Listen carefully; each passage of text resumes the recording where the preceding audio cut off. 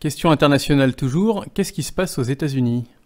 Aux États-Unis, il se passe des choses, je trouve, qui ne sentent pas bon du tout.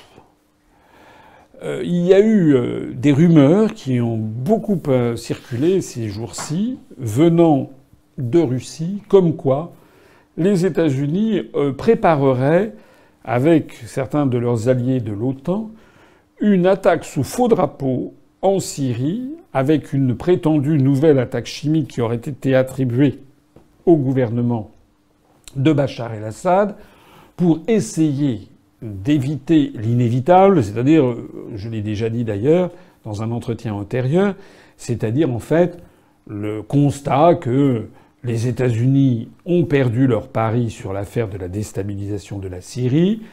En réalité, Bachar el-Assad va rester à la tête de l'État syrien et il le doit à deux choses. D'une part, le soutien essentiel de la Russie, le soutien également d'autres puissances, notamment de l'Iran, mais peut-être un peu moins essentiel. Le soutien de la Russie a été tout à fait essentiel. Mais il y a un deuxième phénomène aussi, c'est que, contrairement à ce que l'on a entendu dans la presse française, dans les grands médias français, Bachar el-Assad a pu bénéficier du soutien d'une partie importante de la population syrienne elle-même. Je ne dis pas que Bachar el-Assad est soutenu par toute la population. D'abord, ça n'existe nulle part.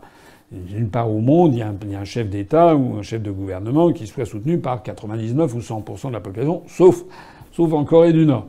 Mais donc il y a des opposants à Bachar el-Assad. Mais la façon dont Bachar el-Assad a été présenté dans les grands médias français depuis des années, comme si c'était une espèce de tyran sanguinaire dont la population voulait se débarrasser, est une présentation fallacieuse.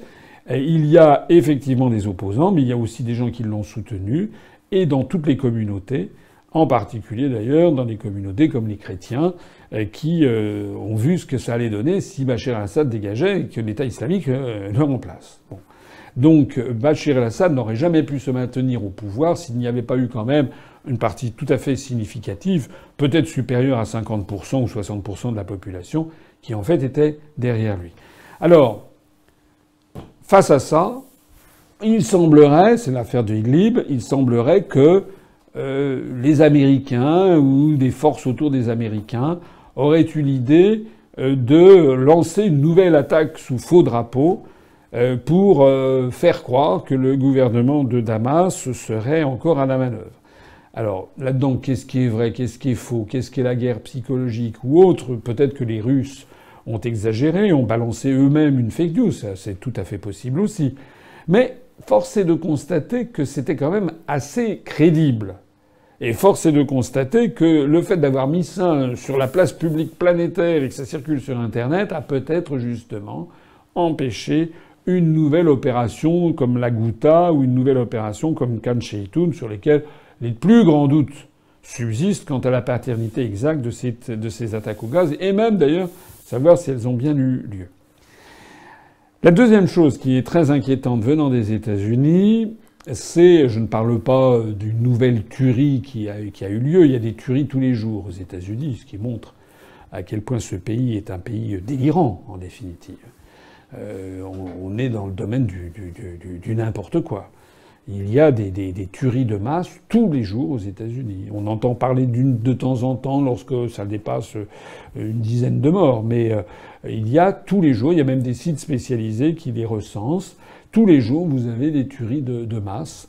Les sites spécialisés considèrent qu'une tuerie, c'est à partir du moment où je crois où il y a plus de 3 ou 4 personnes qui sont atteintes. En dessous, s'il y en a que 2, finalement, c'est de la pécadille. Non, ce qui est grave aux États-Unis, c'est une autre information qui est venue et qui vient du plus haut sommet, c'est-à-dire de Donald Trump soi-même.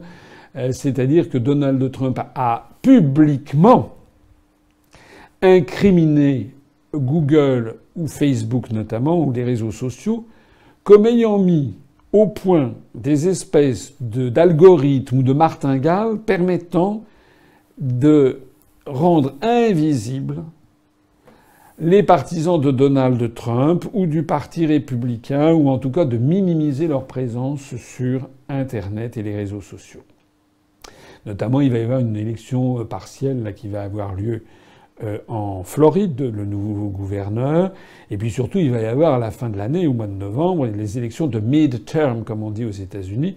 C'est-à-dire 2 ans après l'élection présidentielle et les élections générales, il y a de nouvelles élections. Et tous les observateurs regardent de très près le score que va faire le Parti républicain et les partisans de M. Donald Trump et le score que va faire le Parti démocrate.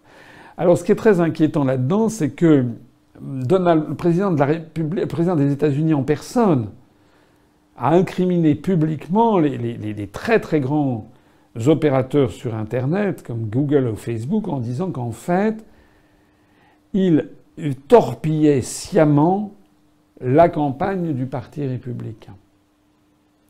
Alors ça, c'est à mettre en regard des enjeux concernant la poursuite de l'enquête judiciaire contre Donald Trump sur l'influence ou l'intrusion alléguée par ses opposants d'une influence russe au moment de l'élection présidentielle américaine d'il y a 2 ans.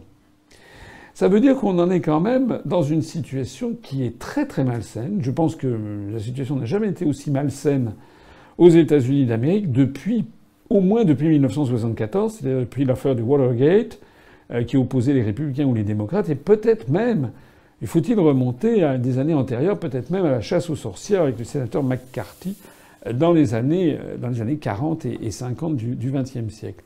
Certains même vont jusqu'à anticiper l'apparition d'une véritable guerre civile qui pourrait déchirer les États-Unis entre, d'une part, la classe moyenne américaine qui a voté majoritairement pour Donald Trump, et d'autre part, les communautés diverses et variées qui votent traditionnellement pour le Parti démocrate et qui ont fait alliance avec une grande partie de l'oligarchie bancaire, financière et industrielle. Il est possible que les États-Unis soient entrés dans une phase non seulement de déclin accéléré, ça c'est certain, mais également dans une phase où les tensions à l'intérieur de la société américaine deviennent tellement importantes que ça pourrait peut-être un jour déboucher sur une guerre civile. Après tout, ça ne serait pas la première fois que ça arriverait dans l'histoire des États-Unis.